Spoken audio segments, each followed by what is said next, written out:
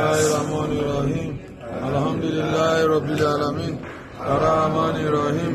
Maliki Yawmiddin. Iyyaka na'budu wa iyyaka nasta'in. Ihdinas siratal mustaqim. Siratal ladzina an'amta 'alaihim ghayril maghdubi 'alaihim waladdallin. Amin.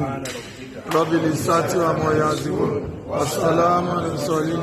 Alhamdulillahi Rabbil Alamin.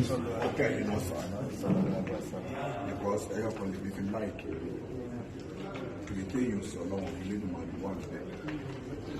Gbogbo bí tí bá ti rí pé ẹ̀ṣin wá sí tí bá wà ń bẹ wọn láì ráfà ní kọ́kọ́ sọ pé kọ́ mú wa náà ó ṣe wá sí ẹ máa ṣe wá sí yẹn ẹ máa bẹ́ẹ̀ níje gan kárí ọ̀ tó máa sọ pé bàbá mo ti kọ̀ fún àwọn ọ̀tẹ́.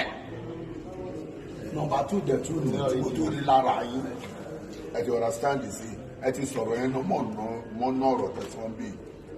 Number 2 tí mo tó rí lára yín ni pé ẹni tẹ́ ẹ̀ bá lè pàṣẹ òtọ́rọ̀ bàbá ẹ̀ mo dúró sọ́dọ̀ ẹ bá sọ fún tí ó bá fẹ́ kí ni mọ́ ó má kí ni mọ́ mo ti rí lára yín wà ní láìka bá. Number 3 ibi tí ìdùnnú bá wà lè máa ń sábà jókòó sí pé ìdùnnú àwọn pípò ìdùnnú yìí ni wọ́n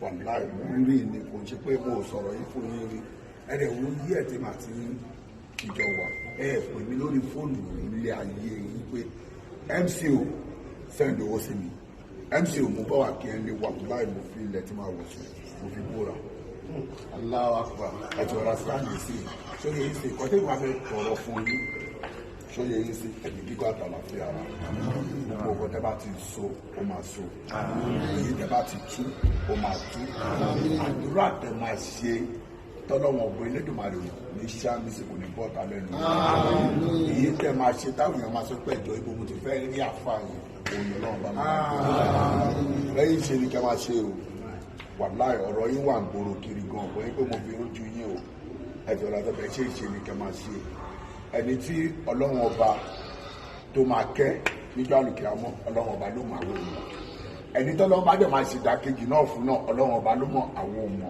ẹ máa ń sọ